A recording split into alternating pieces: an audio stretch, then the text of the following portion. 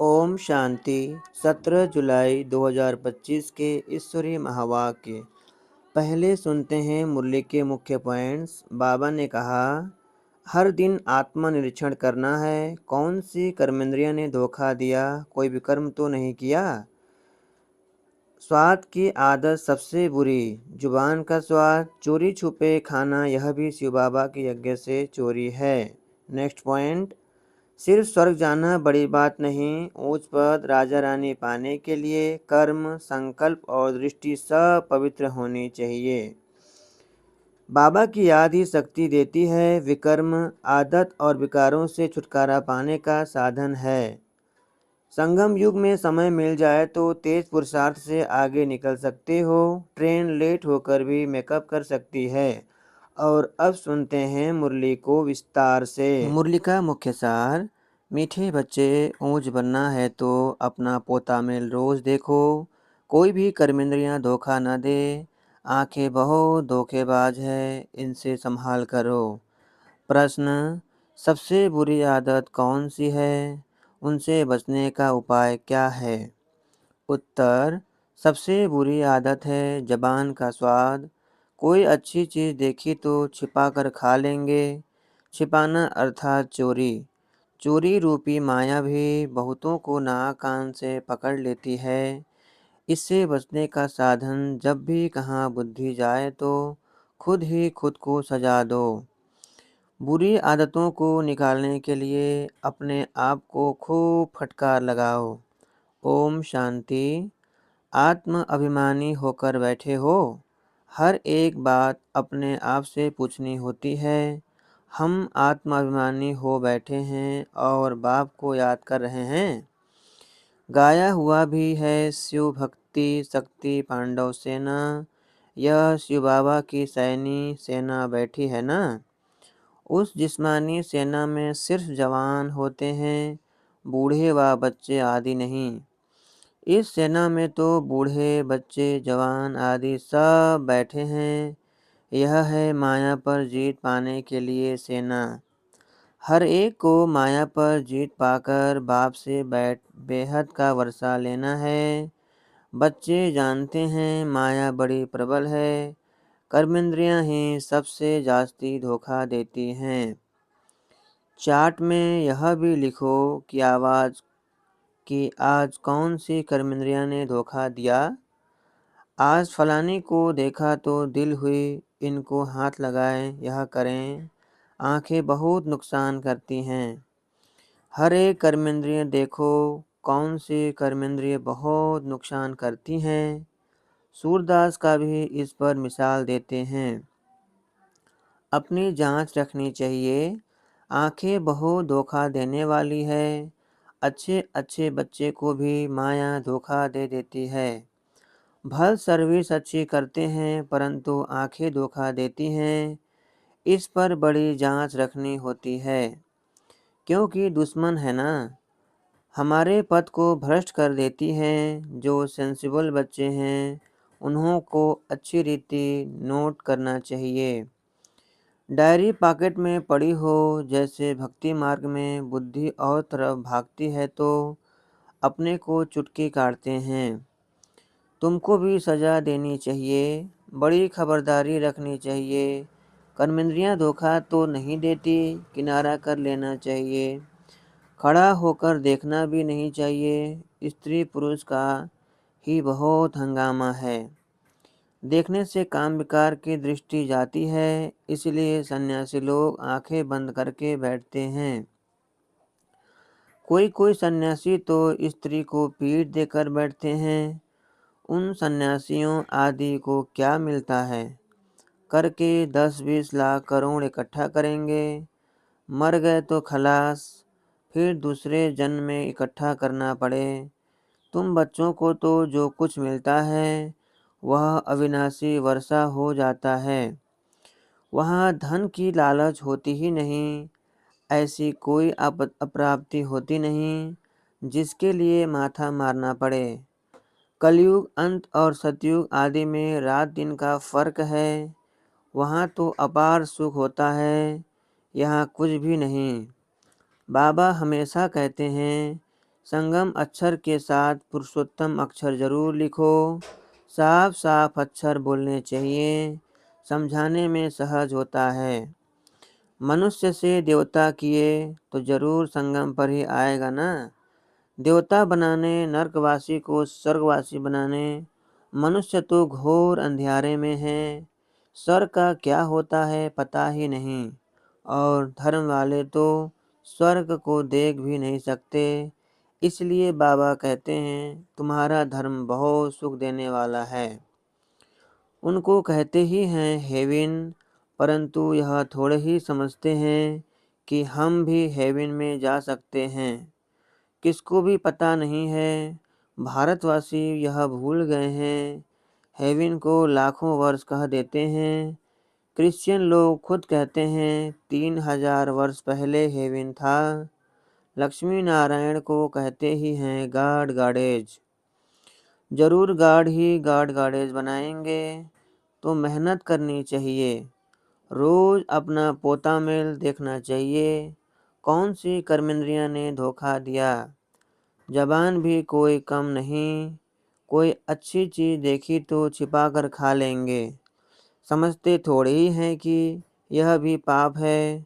चोरी हुई ना, सो भी शिव बाबा के यज्ञ से चोरी करना बहुत खराब है।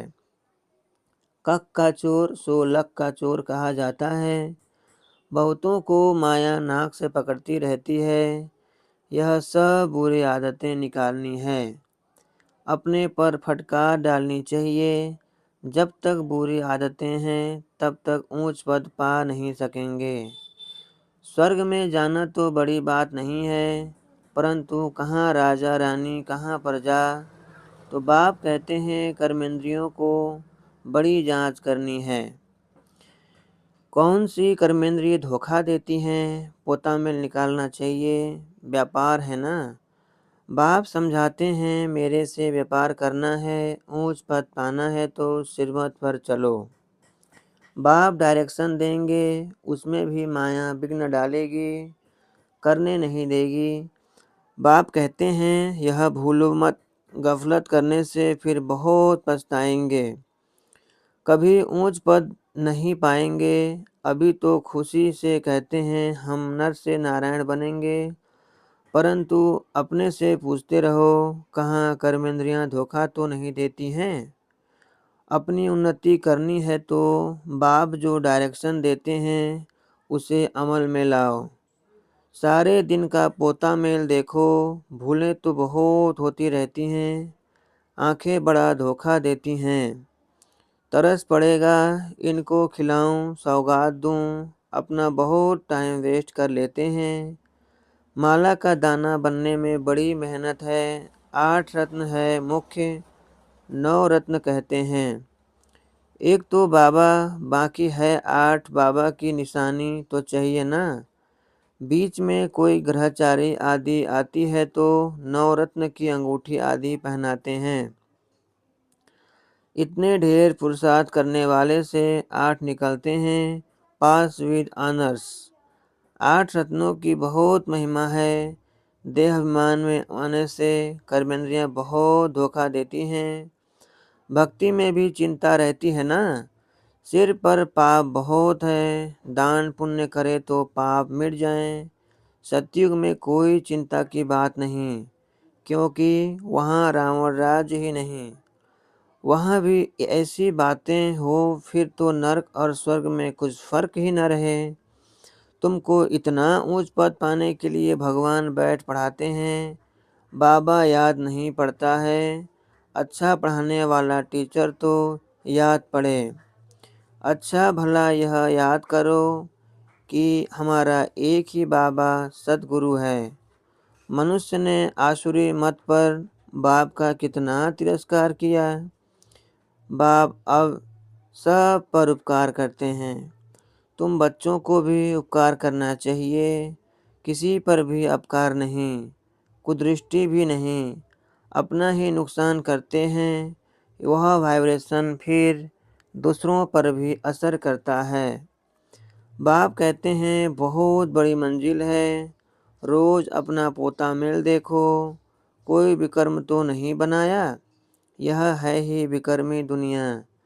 विकर्मी संवत विक्रमाजीत देवताओं के संवत का कोई को पता नहीं। बाप समझाते हैं विक्रमाजीत संवत को 5000 वर्ष हुए, फिर बाद में विक्रम संवत शुरू होता है। राजाएं भी विक्रम ही करते रहते हैं। तब बाप कहते हैं कर्म अकर्म विकर्म की गति में तुमको समझाता हूँ। रावण राज्य में तुम्हारे कर्म विकर्म बन जाते हैं। सतयुग में कर्म अकर्म होते हैं। विकर्म बनता नहीं, वहाँ विकार का नाम ही नहीं। यह ज्ञान का तीसरा नेत्र अभी तुमको मिला है। अभी तुम बच्चे बाप के द्वारा त्रिनेत्री त्रिकालदर्शी बने हो। मनुष्य कोई बना न सके, तुमको बनाने वाला है बाप। पहले जब आस्तिक हो तब त्रिनेत्री त्रिकालदर्शी बने। सारा ड्रामा का राज बुद्धि में है। मूल वतन सूक्ष्म वतन 84 का चक्र सब बुद्धि में है। फिर पीछे और धर्म आते हैं, वृद्धि को पाते रहते हैं। उन धर्म स्थापकों को गुरु नहीं कहेंगे। सर्व की सद्गति करने वाला सद्गुरु एक ही है। बाकी वह कोई सद्गति करने थोड़े ही आते हैं। वह धर्म स्थापक हैं। क्राइस्ट को याद करने से सद्गति थोड़े ही होगी, विकर्म विनाश थोड़े ही होंगे। कुछ भी नहीं। उन सब को भक्ति की लाइन में कहा जाएगा। ज्ञान की लाइन में सिर्फ तुम हो। तुम पंडे हो, सबको शांति धाम सुख धाम का रास्ता बताते हो। बाप भी लिबरेटर गाइड है। उस बाप को याद करने से ही विकर्म विनाश होंगे। अभी तुम बच्चे अपने विकर्म विनाश करने का पुरुषार्थ कर रहे हो, तो तुम्हें ध्यान रखना है कि एक तरफ पुरुषार्थ, दूसरी तरफ विकर्म न होता रहे। पुरुषार्थ के साथ साथ विकर्म भी किया तो 100 गुना हो जाएगा। जितना हो सके उतना विकर्म न करो, नहीं तो एडिशन भी होगी, नाम भी बदनाम करेंगे। जबकि जानते हो भगवान हमको पढ़ाते हैं, तो फिर कोई विकर्म नहीं करना चाहिए। छोटी चोरी या बड़ी चोरी पाप तो हो जाता है ना। यह आंखें बड़ा धोखा देती हैं। बाप बच्चों की चलन से समझ जाते हैं। कभी ख्याल भी न आए कि यह हमारी स्त्री है। हम ब्रह्म कुमार कुमारी हैं, शिव बाबा के पोतरे हैं। हमने बाबा से प्रतिज्ञा की है, राखी बांधी है। फिर आंखें क्यों धोखा देती हैं? याद के बल से कोई भी कर्मेंद्रियां के धोखे से छूट सकते हो। बड़ी मेहनत चाहिए। बाप के डायरेक्शन पर अमल कर लिखो। बाप की डायरेक्शन पर अमल कर चार्ट लिखो। स्त्री पुरुष भी आपस में यही बातें करो। हम तो बाबा से पूरा वर्षा लेंगे, टीचर से पूरा पढ़ेंगे। ऐसा टीचर कभी मिल न सके जो बेहद की नॉलेज दे। लक्ष्मी नारायण ही नहीं जानते तो उनके पिछाड़ी आने वाले कैसे जान सकते हैं? बाप कहते हैं यह सृष्टि के आदि मध्य अंत का ज्ञान सिर्फ तुम जानते हो संगम पर। बाबा बहुत समझाते हैं, यह करो ऐसे करो, फिर यहाँ से उठे तो खलास। यह नहीं समझते कि शिव बाबा हमको कहते हैं हमेशा समझो। शिव बाबा कहते हैं इनका फोटो भी नहीं रखो। यह रथ तो लोन लिया है, यह भी पुरुषार्थी है। यह भी कहते हैं मैं बाबा से वर्षा ले रहा हूँ। तुम्हारे सदृश यह भी स्टूडेंट लाइफ में है। आगे चल तुम्हारी महिमा होगी। अभी तो तुम पूज्य देवता बनने के लिए पढ़ते हो। फिर संगम युग, फिर सतयुग में तुम देवता बनेंगे। यह सब बातें सिवाय बाप के कोई समझा न सके। तकदीर में नहीं है तो संशय उठता है। शिव बाबा कैसे आकर बढ़ाएंगे? शिव बाबा कैसे आकर पढ़ाएंगे? मैं नहीं मानता। मानते नहीं तो फिर शिव बाबा को याद भी कैसे करेंगे? विकर्ण विनाश हो नहीं सकते। यह सारी नंबरवार राजधानी स्थापन हो रही है। दास दासियां भी तो चाहिए ना। राजाओं को दासियां भी दहेज में मिलती हैं। यहाँ ही इतनी दासियां रखते हैं तो सतयुग में कितनी होंगी? ऐसा थोड़े ही ढीला पुरुषार्थ करना चाहिए जो दास दासी जाकर बने। बाबा से पूछ सकते हो, बाबा अभी मर जाए तो क्या पद मिलेगा? बाबा झट बता देंगे, अपना पोता मेल आप ही देखो, अंत में नंबरवार कर्मातीत अवस्था हो जानी है। यह है सच्ची कमाई। उस कमाई में रात दिन कितना बिजी रहते हैं। सट्टे वाले जो होते हैं वह एक साथ एक हाथ से खाना खाते हैं, दूसरे हाथ से फ़ोन पर कारोबार चलाते रहते हैं। अब बताओ ऐसे आदमी ज्ञान में चल सकेंगे? कहते हैं हम फुर्सत कहाँ कहते हैं हमको फुर्सत कहाँ। अरे सच्ची राजाई मिलती है। बाप को सिर्फ याद करो तो विकर्ण विनाश होंगे। अष्ट देवता आदि को भी याद करते हैं ना। उनकी याद से तो कुछ भी मिलता नहीं। बाबा बार बार हर एक बात पर समझाते रहते हैं, जो फिर ऐसे कोई न कहें कि फलानी बात पर तो समझाया नहीं। तुम बच्चों को पैगाम भी सबको देना होता है। एरोप्लेन से भी पर्चे गिराने लिए कोशिश करनी चाहिए। उसमें लिखो, शिव बाबा ऐसे कहते हैं। ब्रह्मा भी शिव बाबा का बच्चा है। प्रजापिता है तो वह भी बाप, यह भी बाप। शिव बाबा कहने से भी बहुत बच्चों के प्रेम के आंसू आ जाते हैं। कभी देखा भी नहीं है। लिखते हैं बाबा कब कब आकर आपसे मिलेंगे। बाबा बंधन से छुड़ाओ। बहुतों को बाबा का फिर प्रिंस का भी साक्षात्कार होता है। आगे चल बहुतों को साक्षात्कार होंगे। फिर भी पुरुषार्थ तो करना पड़े। मनुष्य को मरने समय में भी कहते हैं भगवान को याद करो। तुम भी देखेंगे पिछाड़ी में खूब पुरुषार्थ करेंगे, याद करने लगेंगे।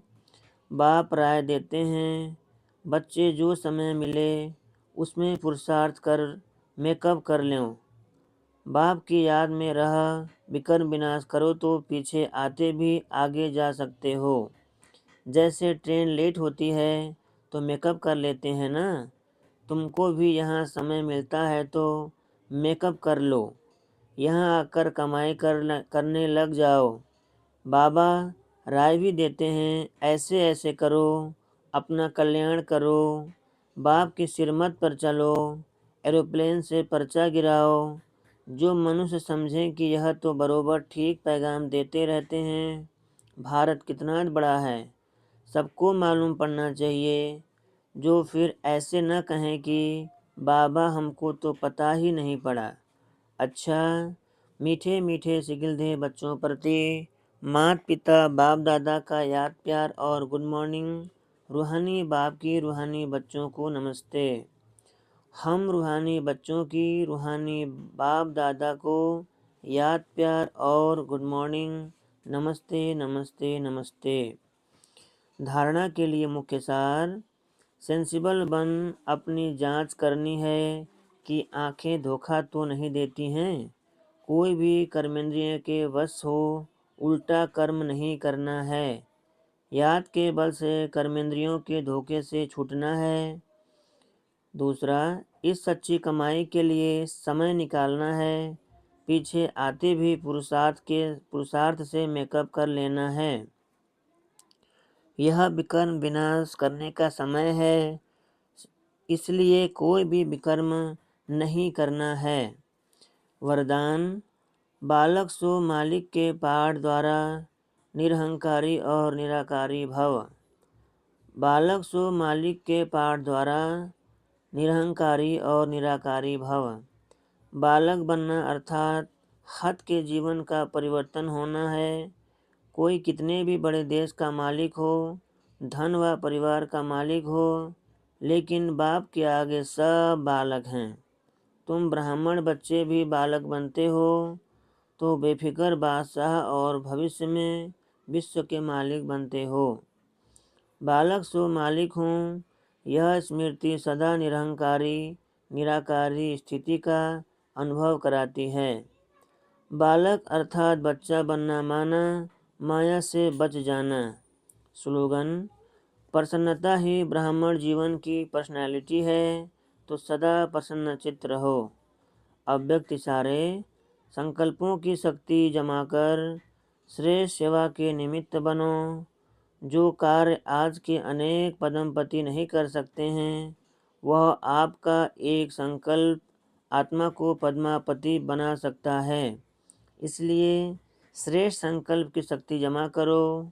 श्रेष्ठ संकल्प की शक्ति को ऐसा स्वच्छ बनाओ जो जरा भी व्यर्थ की अस्वच्छता भी न हो। तब यह शक्ति कमाल के कार्य करेगी।